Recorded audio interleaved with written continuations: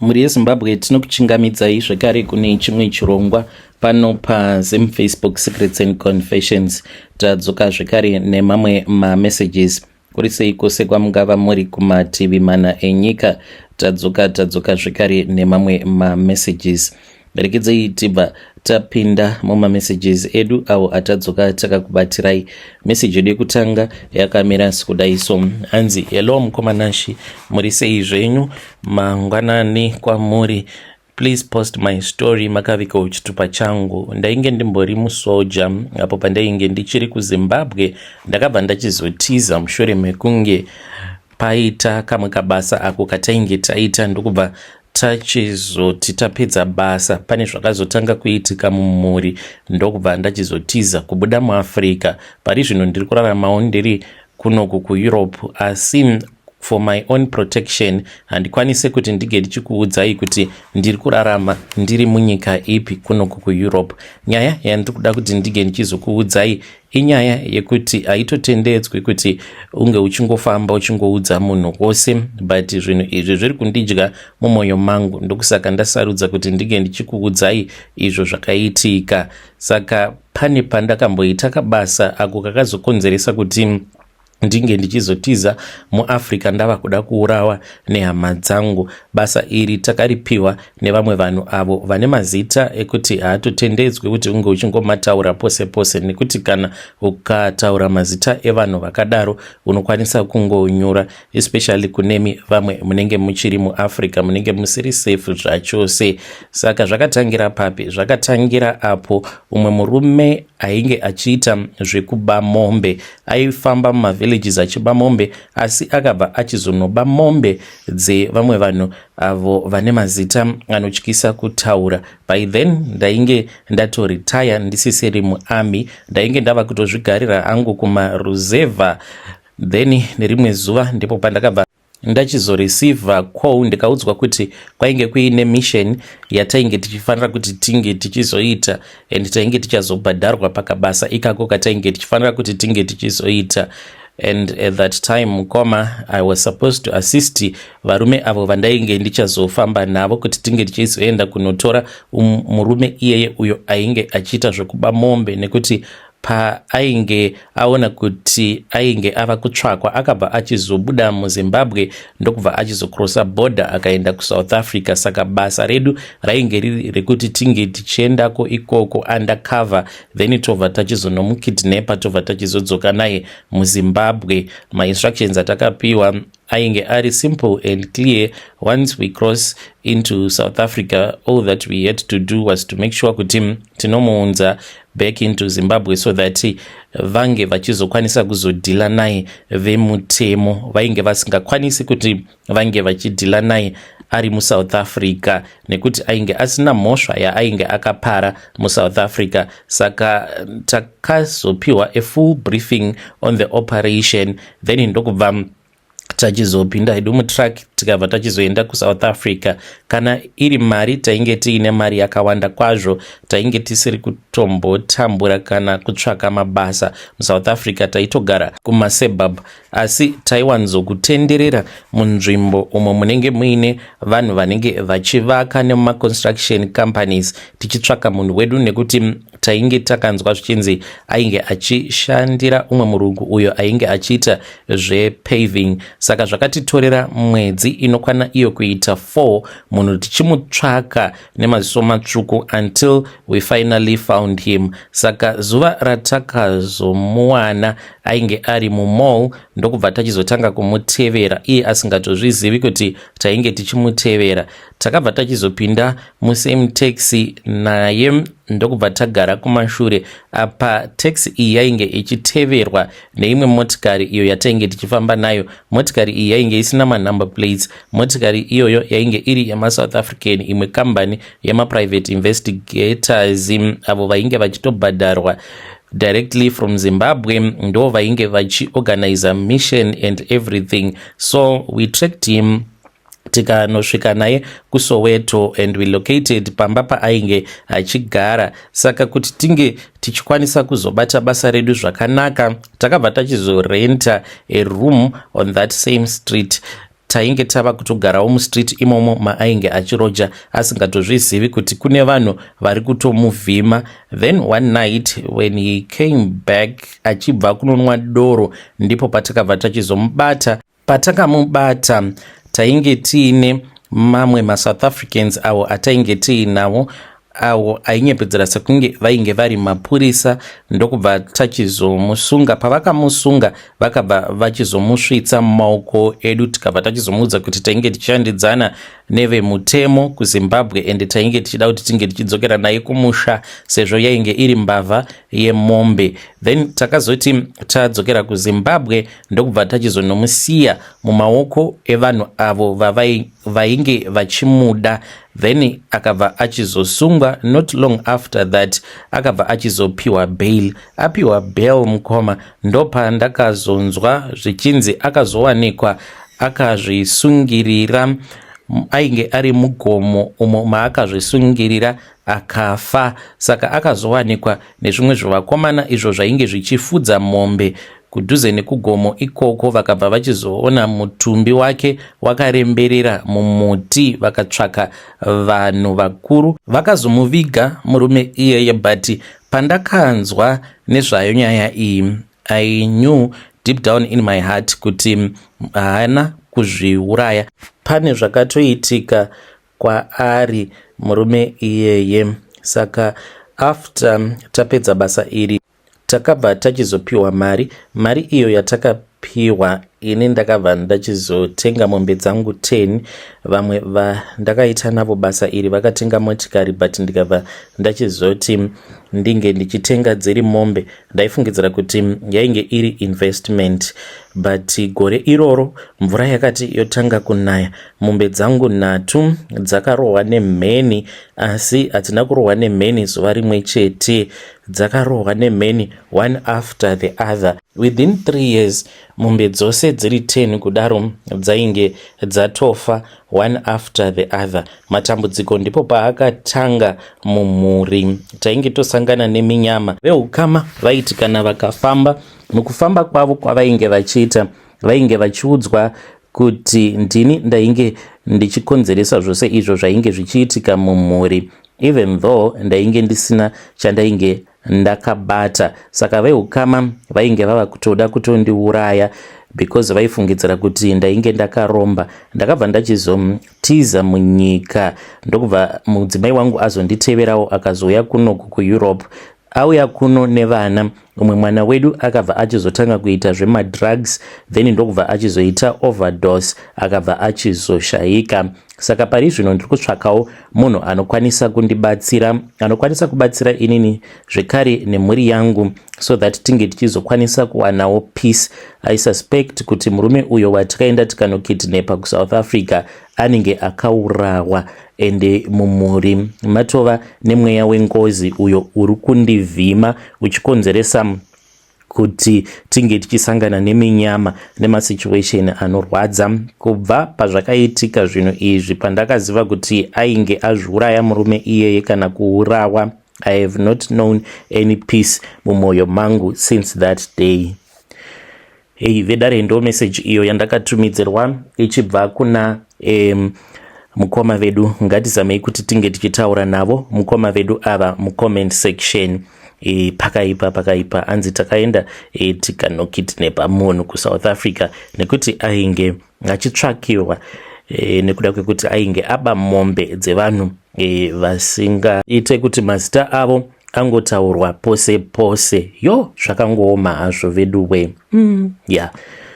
Zvakangoma. Ngatizamei kuti tinge tichitaura navo mukoma vedu ava mucomment section. Vari kuti mumhuri muri kuita sekunge mava nemweya wengozi, vangabatsirikana sei mukoma vedu ava? Regedzei tibva taenda panyedu inotevera. Nyedu inotevera yakamira sekudai so. Hanzi makadi zvenyu mukoma, ndinokumbirawo kuti munge muchindiposterawo nyaya yangu makaviga chitupa changu. Ndauya pano ndine confession yangu iyo yandiinayo. Confession yangu mukoma yakamira sekudai so. Ndiri mudzimai uye zvekare ndine makore 30 years ekuberekwa. Ndakauya muno muSouth Africa apo pandainge ndichiri ne25. Ndakauya nemurume wangu akazotanga kundichita, then ndokubva achizondiramba akabva achizoroora umwe mukadzi, ndikazotanga kugara ndega. Saka I've been staying alone until now. Ndava kunzwa kuti ndava ready kuti ndinge ndichipinda mumarriage. Saka ndine vamwe baba avo vandiri kudanana navo. Baba ava mukoma vakafirwa nemudzimai wavo. Ivo vanoita zvekuprofita. Chandava kutya ndechekuti ndakati ndaenda kumba kwavo for a sleep over, ndo pandakabva ndachizona imwe hari, ndikaona kuti muhari imomo mainge muine ropa rainge ririmo, zvekare nemakoini ekudhara ainge arimo muhari umu, nemashizha pamusoro peropa iroro. Ndakazovabvunza vabva kupeace job uko kwavainge vaenda, ndikati izvi zvinoreva chii? Vakabva vanditi wabata here? Ndikati hongu ndabata hari pandanga ndichitsvaira, ndikabva ndachizovhura. Akabva achizotanga kupopota, akabva achizoenda kumashops akanotenga mazai 6. Atenga mazai 6 akatenga ndichimukaka chifresh milk chidiki, ndokubva achizoisa mudhishi. Akanditi geza kumeso, ndikageza maoko, ndikageza zvikari nemakumbo. Akati kwandiri haadi kuti ange achizondiona ndichibata zvekare hari iyoyo kana kubata zvimwe zvinhu zvandinenge ndisina kunzwisisa kuti zvinoshanda chii mumba. Saka ane zvinhu zvaakandiratidza. Mune rimwe bhegi, chingori chischool bhegi, hachina chinhu chirimo mukati kunze kwekabepa karimo kakatsengwa-tsengwa kari mubhegi imomo, uye zvekare nehari iyoyo.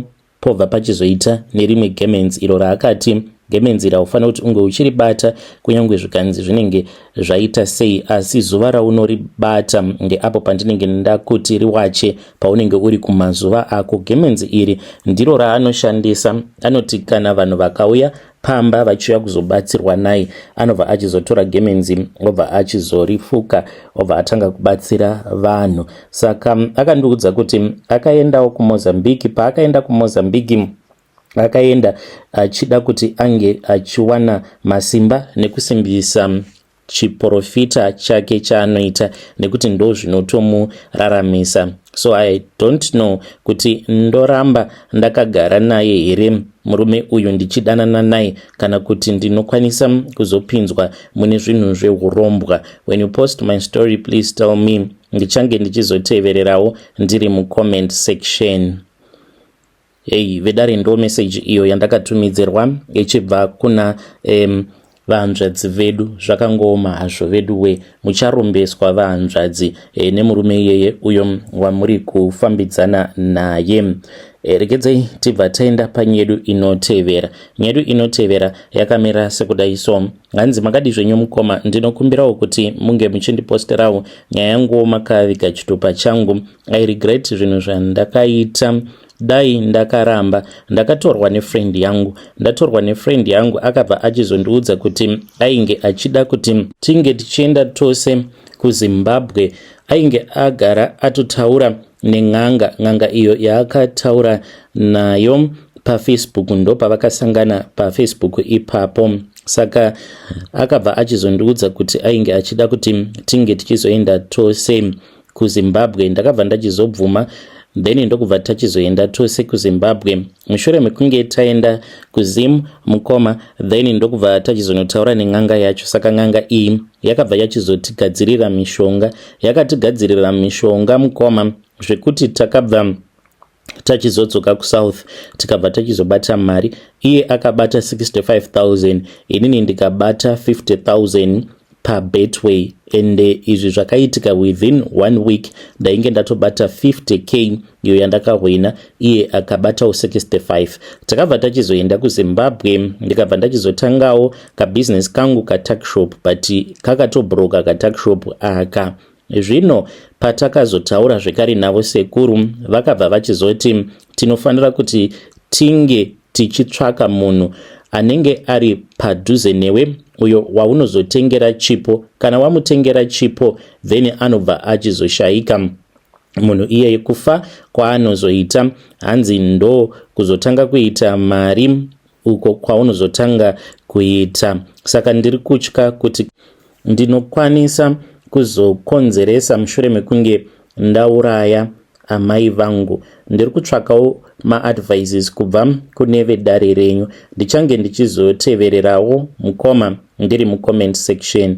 Muri yeZimbabwe ndo message iyo yandakatumidzirwa ichibva kuna Haidi. Ngatizamei kuti tinge tichitaura naye mucomment section. Regedzai tibva taenda panyedu inotevera. Nyedu inotevera yakamira sekudai so. Hanzi mukomana chimakadii zvenyu kunzoko vanhu akusisina.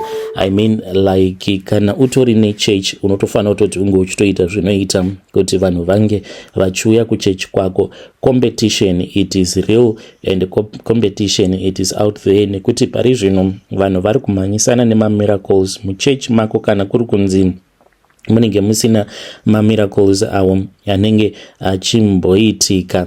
Vanhu vanenge vachingouya vobva vatoenda. Takamboedza kushandisa mari kuti tinge tichikwezva vanhu muchechi, tichitopa vanhu mari uye zvekare nekubika chikafu. Saka takazoona kuti ndisu tiri kutotambisa mari because vanhu vaingoya havo kuzongodya vobva vatoenda uye zvekare vasingazopi malove offering nekuti church isina tithing nelove offering. Church iyoyo haikwanisi kuti inge ichizoramba ichizoenderera kumberi. Saka takabva tachizoenda kuGhana. Patakaenda kuGhana mukoma takabva tachizonobatsirwa nevamwe pastor vekuGhana. Is not a big pastor, vangoriwo nesmall church sezvatakaita. Vakabva vachizoenda nesu kun'anga uko kwavakaendawo. Vaenda nesu kun'anga mukoma ndo patakabva tachizopiwa mat. Takapiwa rimwe doormat iro ratakaisa front door repaya church pedu. Saka mat iri zvarinoita rinoti wose uyo anenge apinda muchechi paunopinda uchitsika pamat iroro riri padoor, it means kuti tinenge tatotora moyo wako. Kana tatora moyo wako unozogara mualtar. Saka altar iyi yakagadzirwa kuita kunge coffin but yakaita zvekuumbwa sekunge hari but ine shape yecoffin. Altar iyi inogara mubedroom mangu nemudzimai wangu. Saka ndo munogara pfungwa zvekare nemoyo yevanhu avo vanenge vauya kuchechi vakatsika doormat zvekare nekuti vange vachizoburitsa mari dzavo dzematithing nelove offering zvekuti mwedzi uchingopera asati atombobhadhara rent, asati atenga chikafu, anotanga aunza mari yetithing. Kana akasaibhadhara mari iyoyo yetithing angatotsvaka munhu anomupa mari iyoyo then obva achizobhadhara mari yetithe kuchurch kuitira kuti chechi yedu irambe ichikura. Saka kana uine chechi, kana usati wava nen'anga inokubatsira, ziva kuti wakasara because mazuva ano vanhu havachateveri nekutsvaka Mwari. Vanhu vari kutsvaka mamiracles. Pasina mamiracles hakuna chechi inosimukira. Ichi ndo chokwadi chemahara chandiri kukuudzai. So it is up to you whether you judge me or you do not judge me. You are still going to find the hard way. Ndakaedza kuti ndinge ndichisimudzira chechi ndechete nekuda kwekuti ndainge ndichiparidzira vanhu vhangeri. Asi mukoma, what I discovered was that kunyangwe ukaparidza zvinengei but still zvimbofi zvakashanda nekuti vanhu varipo pakungotsvaka munhu anovanamatira so that vange vachikwanisa kuwana mabasa, vakwanise zvekare kuti vange vachizoona mamiracles like magic. Vanhu chandakadzidza pavari pari zvino ndechekuti vanhu vari kuda church yekuti inovapa something that is like magic so that vange vachiramba vachidzoka kuchechi. Vedare ndo message iyo yandakatumidzirwa ichibva kuna pastor avo. Ngatizamei kuti tinge tichitaura navo pastor mucomment section. Zvakangoma hazvo vedu we. Strange things indeed they do happen in this world. Hanzi it is all up to you whether wazvifarira kana kuti kwete, but it is up to you. Hanzi pari zvino vanhu vanoti kana vachienda kuchechi havasi kuendera kuchechi kuti vange vachinotsvaka Mwari, but vari kuendera kuchechi kuti vange vachinowana tichiona sort of like a magic show paya vanhu pavanenge vachinamatirwa vachipora. Hanzi kune vamwe vanhu it's more like a magic show. Yo zvakangooma hazvo vedu we, ngatizame kuti tinge tichitaura navo mucomment section. Ngatisanganei zvekare mune zvimwe zvirongwa zvinotevera. I am asking you kuti munge muchi followawo page redu rekufacebook iro rinonzi Brother Nashi. Linki ndichaisa mucomment section, rinonzi Brother Nashi. Ngatisanganei zvekare mune zvimwe zvirongwa zvinotevera. Ndichaposta zvekare kuZim Confessions Backup.